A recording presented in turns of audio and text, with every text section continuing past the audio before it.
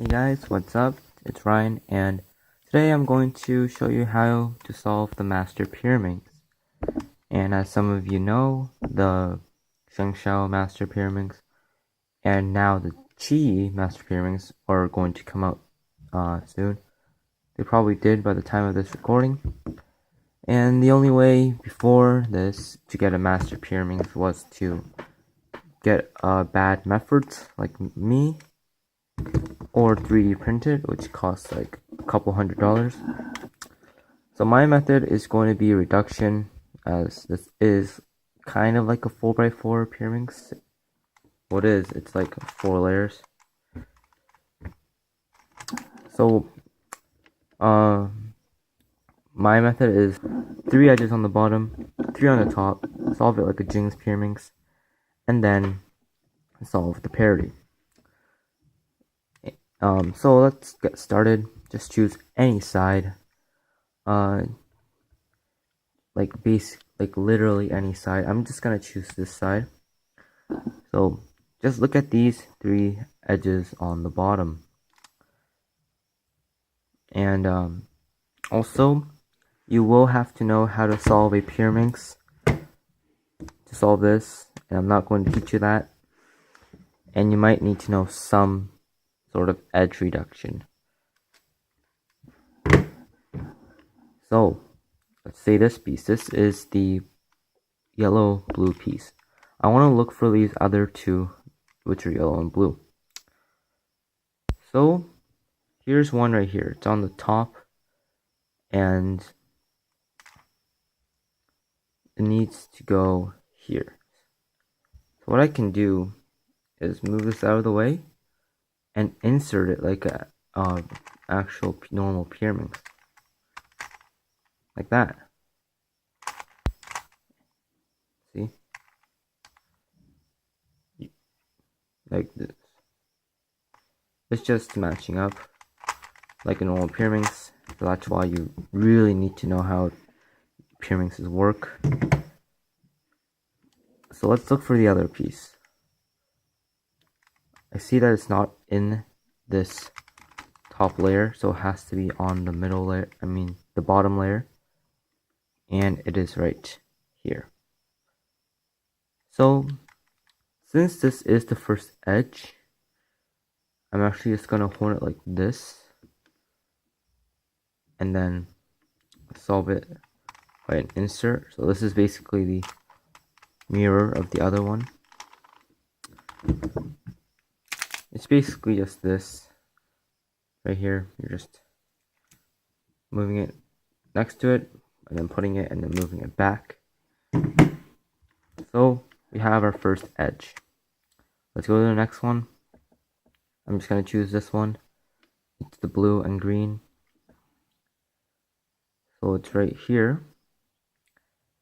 And so to insert it, I have to do this. If you're going to insert it, you want to make sure the green is not facing you, but it's still in these 2 edge spots, like this. And if it's on the right side, then you move the left first to insert. And you move the right side if it's on the left. So the other edge is also in the bottom layer, and what we can do is just say that this is like solved and just do the reverse of putting the edge in. Just actually move it out and then put the piece out and then move it back. And now it's on the top layer. And now let's see, make sure it's not facing you. Still on these 2. Here's the edge, and then you just insert it like a Pyraminx. So let's go to our final edge. Alright, so here is a case you've never had before. The piece is right here. It needs to go here. You can't just do this because obviously that would ruin this edge. So you have to do this. You move it out of the way so that you cannot see the color yellow, right? And then you just insert it like this. Instead of doing this, you move the smaller layer You can kind of see how it works because this has to go here and this will make it go that way. Like that. And this is still preserved. So this is the case. It's right here. You can't do that or this will get ruined. So you have to move it out of the way and then match it up and then move it back. So let's find the other yellow green edge. It's right here. And we can insert it just like that. Now this is when you have to sort of know how a 5x5 edge pairing works. So what we're going to do is just solve one edge and then solve the two using a sort of an algorithm, but it's not really an algorithm. So alright, let's first move the top to see if any match. I can see that these match here. And so we can only match up the pieces by moving here. We cannot do it by this in any way because that will ruin these two edges. So I need this to be here so that it can match up with this. So this is an algorithm that we're going to use. It's actually very simple. If it's on the right side, you want to flip this edge. It's R prime, U, L prime. And that's basically a one flip case, like this. Here's the flipped edge, and like that. And since this uses the wide turns, it will not affect any edge, and although the bottom edges have switched places, they do not really matter. As you can see, this edge is flipped. So now I can match it like that. So here is when things get a little difficult. There's not many cases you can get, but they're actually, all the cases are the cases of the last two edges, except there's no parity. So what we have here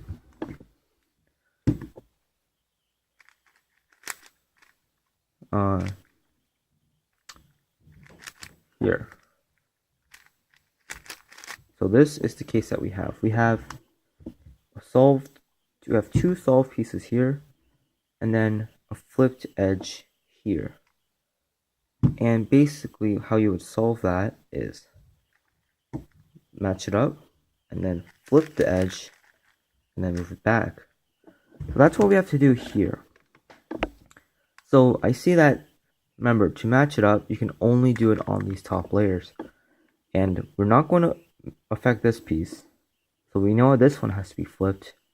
And this edge has to be here, but we can't move that here. So this one also has to be flipped.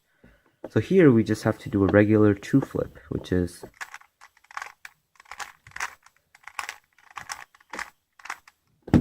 and that's basically just this. You should know what that is if you know how to solve a Pyraminx. So here we go. This is basically the 5x5 thing. We want to bring this piece here, but if we do, if we move only this one here, like this, it will now affect this edge. So we have to first match it like this, and then flip the edge. And this will not affect anything else because these two will not be affected, remember? Because, like I said, these two edges will not be affected, so that's why I still use that algorithm. And then you reverse it back. So what I did is like this. Match that up. Flip this edge.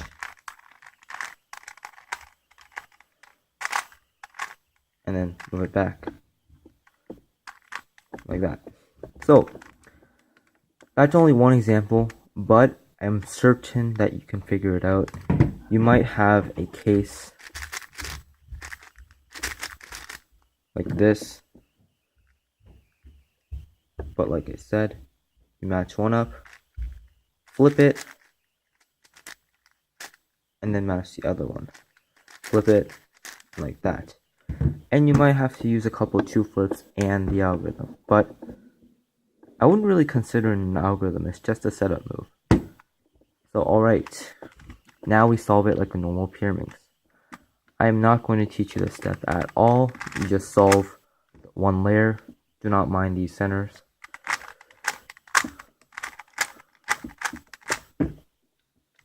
See? So there's going to be 3 cases that's going to happen. 1 is without parity, 2 are with parity. So this is sadly a parity case, and you can recognize this when one side is actually solved. And as we can see here, these edges have to go into a counterclockwise way. However, we can't do that because the edges will be messed up. So let's just say we want to move this here. The normal algorithm would be something like this.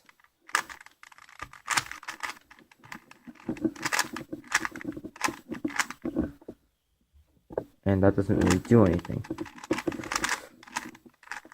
So let's say we do the other algorithm.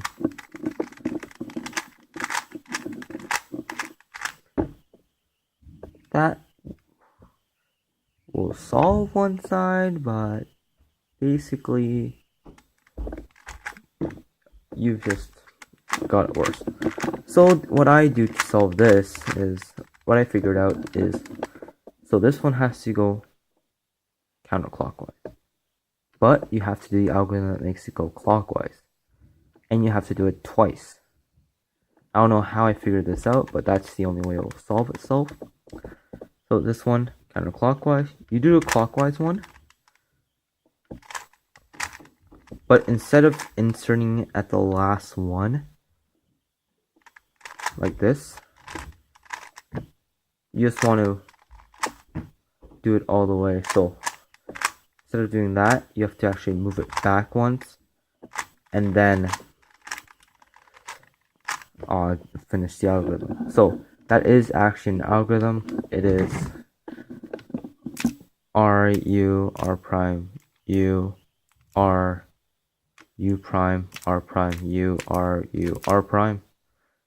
And that just does a clockwise cycle. I don't know how that works, but it does. And what you would have is the centers are solved, but just those two are affected. And this is actually easier because now you have an actual Pyraminx case. So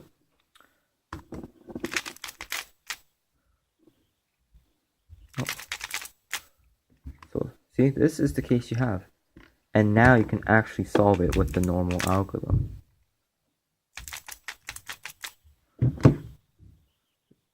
And this one I'm not going to teach you. Use the big one for the R and L's, and then the small for the U's.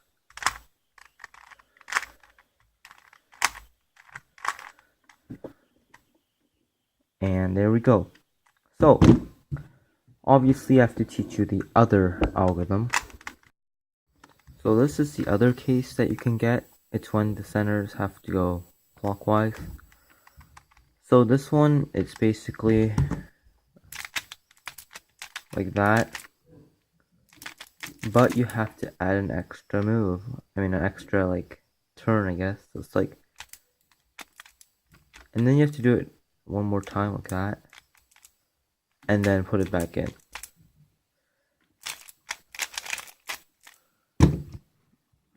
I will write the algorithms in the description, hopefully, in case you don't understand. So this is a clockwise, so I do a counterclockwise case.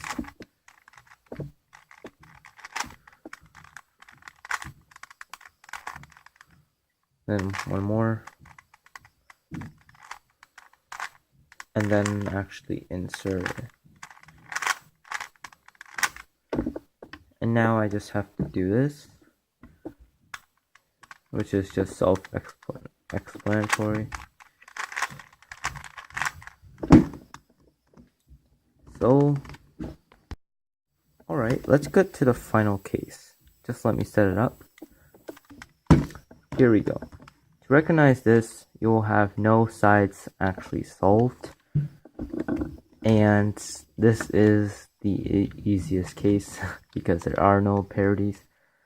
So to solve this, you find two that are flipped. So not like this because these are obviously not flipped.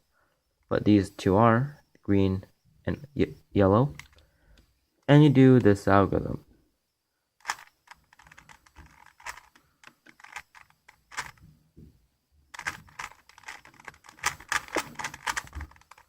Yep, that's it. Because that somehow switches these around.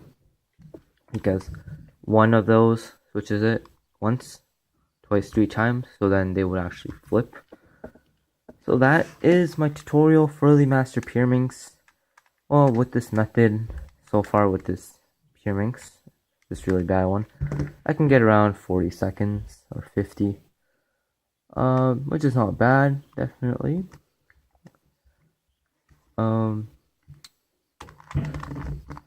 If you have any questions at all, just please ask and I'll answer right away.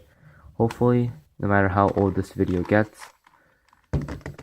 And I will be getting the shengshou Master Pyraminx as soon as Speedcube Shop gets them.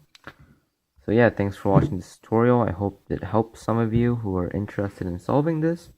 And I'll see you guys next time. Bye.